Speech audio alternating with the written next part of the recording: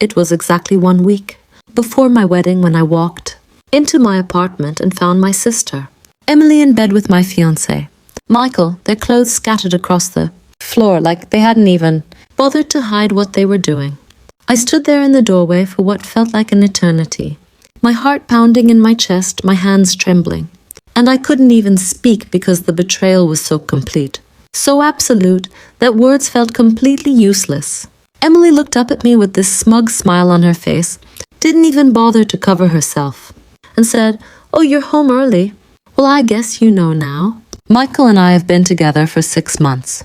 You're just too boring for him, Sarah. You work too much. You never have fun. And frankly, you don't deserve someone like him." Michael didn't say a word. He just stared at the ceiling like he was ashamed, like he couldn't even look me in the eyes. And that silence was somehow more painful than anything Emily could have said. I didn't scream. I didn't cry. I didn't throw anything or beg or plead or ask why. I just walked into my bedroom, packed a single suitcase, and walked out the front door without saying a single word to either of them. I cancelled the wedding the next morning, blocked both of them on every platform, and disappeared from my family's lives completely because I couldn't bear to see their faces, couldn't bear to hear their excuses, couldn't bear to be reminded of the 2 people I trusted most stabbing me in the back. I changed my phone number, moved to a new city, and started over from scratch with nothing but my pride and a burning determination to rebuild my life without any of them. 2 years passed, 2 long years of working 18-hour days, building my career from the ground up, and slowly but surely healing the wounds that Emily and Michael had carved into my heart. I had always been ambitious, always been driven, but the betrayal had lit a fire inside me that nothing could extinguish. I became obsessed with success, with proving that I didn't need anyone, that I could stand on my own, 2 feet, and build something so powerful that no one would ever be able to hurt me like that again. I worked my way up through 6 different positions in 2 years, and by the time I was 28, I had become the youngest vice president in the history of my company, a tech giant that dominated the industry and employed over 15,000 people worldwide. I had just finished a board meeting when my phone buzzed with a text message from an unknown number, and when I opened it, I felt my blood run cold because it was Emily, my sister, the woman who had destroyed my wedding, the woman who had stolen my fiancé and laughed in my face while doing it. She had somehow found my new number, and her message read, "Hey Sarah, it's been so long. I'm getting married to Michael next weekend, and I would really love for you to be there. It's at the Grand Plaza Hotel, 6 p.m. Please come. It would mean so much to me. We miss you." I stared at that message for a long time, feeling the anger bubbling up inside me. But then something strange happened.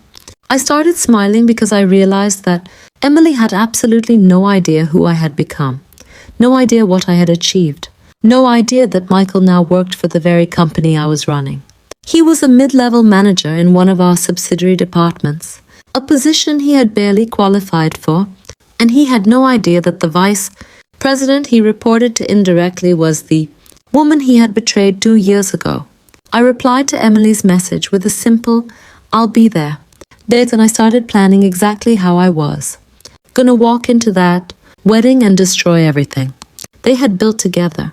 I didn't tell anyone what I was planning, not my assistant, not my colleagues, not even my closest friends, because this was personal.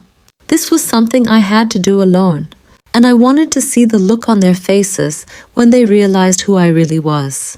I spent the next week preparing, picking out the most elegant dress I owned, practicing exactly what I was going to say, and building up the courage to walk into a room full of people who had watched my sister steal my fiancé and done absolutely nothing to stop her. On the day of the wedding, I arrived at the Grand Plaza Hotel exactly at 6 p.m., walked through those grand glass doors, and felt every eye in the room turn toward me as I made my entrance in a stunning black dress that made me look like I owned the entire building. Emily saw me from across the room and rushed toward me with a fake smile plastered on her face, her arms open wide like she was about to hug me, and she said, "Sarah, I'm so glad you came. I was so worried you wouldn't show up. You look amazing." But I didn't hug her back. I just stood there with a cold smile and said, "Hello, Emily. You look the same. Still stealing things that don't belong to you? I see." Her face flickered with confusion for just a second, but she quickly recovered and led me to my seat at the front of the ceremony, right next to my parents who had also betrayed me by taking. Emily sighed when everything happened. The ceremony began, and I watched Michael walk down the aisle in his expensive suit, watched him smile at Emily like she was the love of his life, and I just sat there silently waiting for the perfect moment. When the priest asked if anyone had any objections to this marriage, I stood up slowly, adjusted my dress, and said in a clear, loud voice that echoed through the entire ballroom, "I object." The room went completely silent. Every single guest turned to stare at me, and Emily's face went white as she screamed, "Sarah, what are you doing? Sit down." Now I walked toward the altar, pulled out my phone, and showed everyone a photo of Michael in bed with Emily from 2 years ago. The night I found them together, I said, "This is your groom, Emily. This is the man who was supposed to marry me 2 years ago. He was in bed with you 1 week before our wedding, and you knew exactly what you were doing. But that's not the only secret I'm here to reveal tonight." I turned to Michael and said, "Michael, I know you don't recognize me because I've changed a lot in 2 years, but let me introduce myself properly. I'm Sarah, your ex-fiancé, and I'm also your new vice president. I've been running the company you work for, and I've been reviewing your performance for the past 6 months. You're being terminated, effective immediately, for fraud and embezzlement." Michael's face went white. His hands started shaking, and he stammered, You can't do that. You're not my boss." I smiled and said, "I am, and I've already signed the paperwork. You're finished, Michael. You and Emily can enjoy your wedding and your unemployment."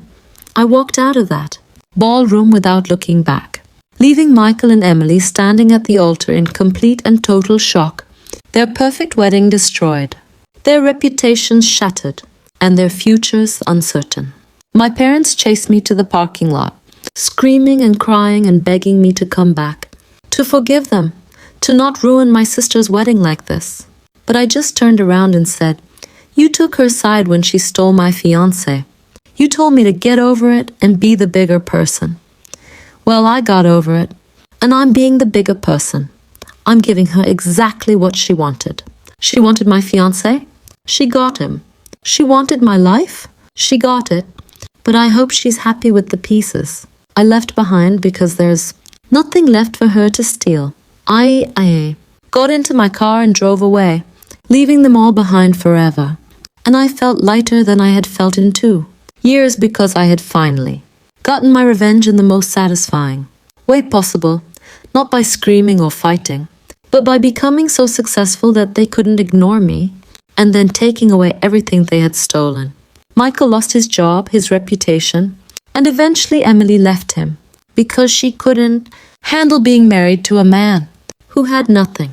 Emily tried to contact me dozens of times over the next year, leaving voicemails and sending messages. But I blocked her on everything because I had already given her 2 years of my life, and that was more than she ever deserved. Today, I run my department with confidence. I have friends who actually love me, and I finally understand that sometimes the best revenge isn't getting even, it's getting ahead. The people who betray you don't deserve to see you suffer. They deserve to watch you thrive while they fall apart. And I did exactly that.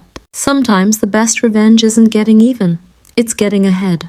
The people who betray you don't deserve to see you suffer. They deserve to watch you thrive while they fall apart. Build a life so successful that they regret ever crossing you, and then walk away without looking back.